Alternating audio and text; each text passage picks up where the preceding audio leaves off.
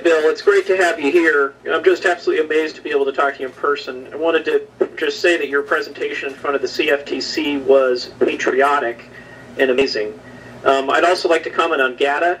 It's something that's really got me motivated on the gold side. I also bought the Gold Rush 21 video, and it's amazing the timing of what was said in those presentations and what has actually happened. It's absolutely clear Gata has a handle on what's going on in these markets. We've talked a lot about what's going on with... I would like to get your take on what you think the Federal Reserve side of things has been doing with the gold manipulation. Ron Paul's recently out talking about gold not being necessarily in Fort Knox. We've watched the banks in Britain sell the gold. But looking specifically... Thank you. Well, Congressman Paul is a great guy. We have a lot in common. He's becoming much more aggressive lately on our issues, where he's mentioned, yes, of course, it'll be in their interest to manipulate the market. And he's calling for an audit of our gold reserves. There hasn't been one since 1955. Nobody knows. And most interesting to us, he used the word encumbered, meaning just because the gold's there isn't enough. Is it swapped out? Does somebody else have claims on it? And that's was a big deal for us. So hopefully, you know, he's been getting a lot more credibility lately. That can pick up some steam. But in the meantime, Gata's on the case. President Obama said his to be transparent and asked for transparency from his people. Well, of course, when it comes to our subject, there's anything but transparency. We have a lot of Fed minutes about gold swaps and this and that. And we have a law firm in Washington which we've asked the Fed, is there gold in play, or specifically about gold swap operations, which means swapping gold with other countries and various issues and so on. And they came back to us and said, Kevin Warsh, one of their Fed board governors, said, we don't have to tell you this because it's secret information. That's the essence of what he said. They have an exclusion from telling us, and they're not telling us anything about U.S. gold operations, which, you know, thanks for being so transparent. It's the American people's gold. It's not their gold. Well, why don't we have a right to know what's going on with it? But as my colleague Chris Powell says, the government would rather give out its nuclear secrets than tell what they've done with the U.S. gold. So we're making progress. We're in federal court recently. Federal district court recently it's under Freedom of Information Act stuff. Bloomberg, never been a Gata supporter. Recently they have now won 2 cases asking the Fed to give out information about the bailout, and 2 courts have ruled in Bloomberg's favor. Now that means the Fed has to give the information, or the last appeal will be the U.S. Supreme Court. So we have a little bit of precedent here that we're not just whistling Dixie in our lawsuit against the Fed. Now, who knows what's going to happen? We've been on it for some time now, but we're on the case. So we just know that we have there's a lot of Gata work's been done with over the years. Fed chairman and people have talked about gold and the gold operations and why it's in their interest to keep the price down. Paul Volcker said it was the biggest mistake he made was not manipulating the price of gold. 1993, Alan Greenspan, we saw in the Fed minutes where he talked about gold as a thermometer, and if we could just sell some in the market, we could influence opinion, which is exactly what Larry Summers is doing now. I call it the behavioral finance people. It's all about trying to create perceptions in the marketplace and so on. So the Fed's way out there. I think a lot of us that follow markets, doesn't matter what they say, that the U.S. is in big trouble. For a lot of reasons, we don't need to get into those, but quantitative easing's here, or going to be here, and gold and silver will be the beneficiaries.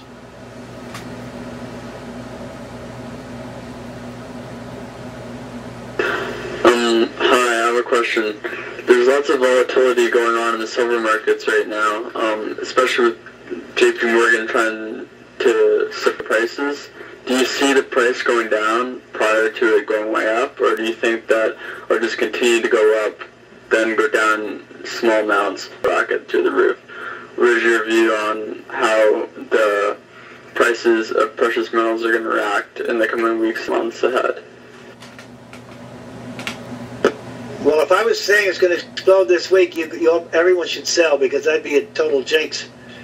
But you know, you can never talk about the next day or two, because again, this is rig marks, not a free market. They can come in at any time, and it's not an excuse. But you know, we know it's what I write about and talk about, and we're looking for an explosion in gold and silver by the end of the year. And the daily fluctuations, it's difficult. I mean, when you all follow it. I mean, every time it looks great, they come in, and then what's changed lately is that they've been getting beat because of the forces that I talked to. So I'm expecting for gold and silver to really take off, and I think silver's in play. I think it could get squeezed. I think they have big problems, and I think we have some excitement in the weeks and months ahead. So that's how I would play it, and I'd be buying all dips.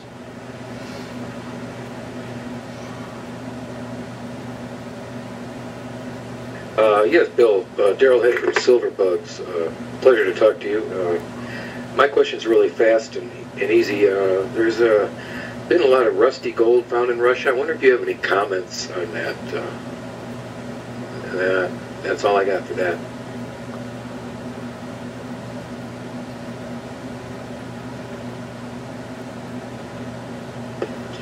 There's a lot of talk about tungsten fake bars and gold. There was some funny gold, I think, in Dubai, and all I know is that the Russians are smart, and they're the big buyers now. I know there was some question about some of their gold, but the biggest kick we get out of it is this Andrei Bykov. Again, he's one of the key economic consultants to President Putin of Russia at the time in 2005. He didn't go to the biggest gold conference in the world in Australia, the Diggers and Dealers Conference. He came to our conference way up in the middle of nowhere in Dawson City in the Yukon. And it was, again, a magical conference. And at the end, I'll never forget, we were at the dance hall saloon. They were having our final party, and he said, Bill, this is the finest conference I was ever at. And gold was $436, and the price had been doing not much of anything. 2 days later, it exploded and went up $300 an ounce before they can in the next 9 months. So we know that the Russians know what Gata knows. In addition, the year before that Bykov came to our conference, there was a guy, it was a big bullion dealer conference, and all the mucky mucks and all the snoots in Moscow at one of their big hotels. And the attendees, none of them would ever even talk to Gata. We're so far beneath them. This Oleg Mozikov, the #2 guy at the Russian Central Bank, had his big presentation in Russian, and the only words he mentioned, and it was it's considerable talk, was the Gold Antitrust Action Committee. And of course, they were absolutely stunned that this would even be mentioned in polite company. And he went on to say what we had to say and so on. And excuse me, at the time he said that the gold price should have been $300 higher, $400 higher than it was. And that was the end of it. And we tried to get some of these dealers to give us a copy of the speech, but we would get it translated, but not one of them would give us a copy. So we went back to the Russian Central Bank, and they got the head of the Moscow Narodny Bank in London to give us the speech, except they translated it for us. So the Russians know what Gata knows, and it's no surprise to us that they have been going all over their gold market and why they're buying heavily today. I mean, I think they bought something like 15, 16 tons last month, which is a lot of gold.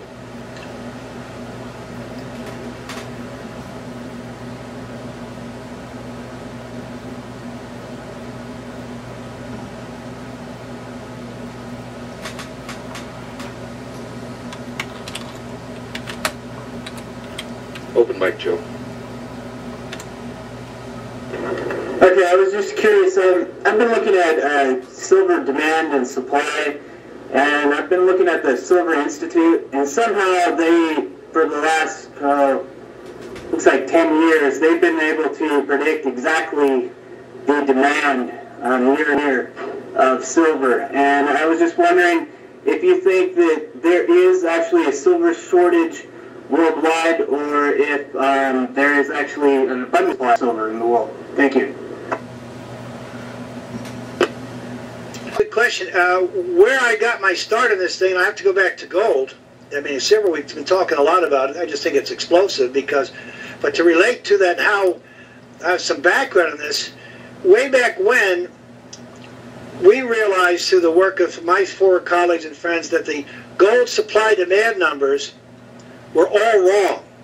All the demand was because the GF Gold's, people who in the World Gold Council did not want to deal with the price coming into the gold market by these central banks that I talk about that was used to suppress the price.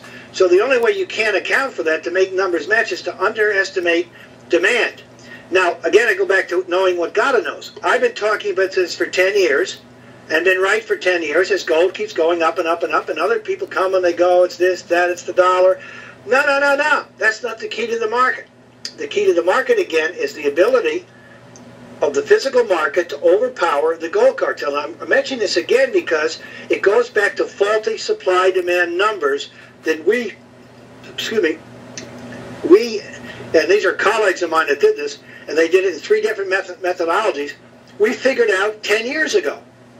Frank Veneroso said, who I've known for many, many years, has spoke at Durban, the Gata African Gold Summit in Durban, South Africa, May 10th, 2001. He said, the central banks are going to hit the wall in 7 to 10 years about supplying a lot of gold to the market. And wouldn't you know, right in the middle of that, at the end of 2009, exactly in the middle, the European Central Bank stopped selling gold. Now, why it's important to your question, it's because I think the same's true in silver. The Silver Users Association doesn't want a high price of gold. They want nothing to do with the likes of us. They won't even talk about it. And I don't think they're any different than the gold organizations. And I think that the price of silver explodes. It's coming.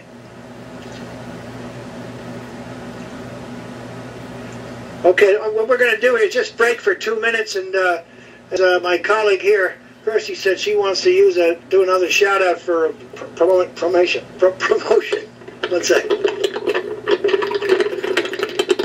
Hey everybody, it's Kirsty here. Hey Mike and Daryl. What I want to do right now is just kind of open up the chat text for just a little bit, simply because we are going to be sending out some information about Le Metropole Cafe. Bill does a commentary on there daily. Just to give you my review of it, it's basically second to none. It's the best commentary I've ever read. It's daily. It's the people who are contributing to that commentary are the best minds in the world on gold and silver. And I've been a member of Le Metropole Cafe for approximately 3 or 4 months now, and the stuff I've learned on there is just incredible. And so what I'd like to do is, if it's okay with you guys, to unblock the members and just allow them at this time to type in their email addresses into the chat text field so I can collect those, because Bill would like to send an email out with more information on that. And that would be great if that would be something that you could do at this time.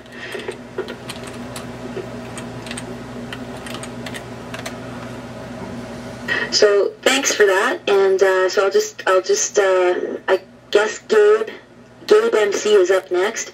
So I'm just going to hand it back to Bill now, so Gabe can ask Bill a question.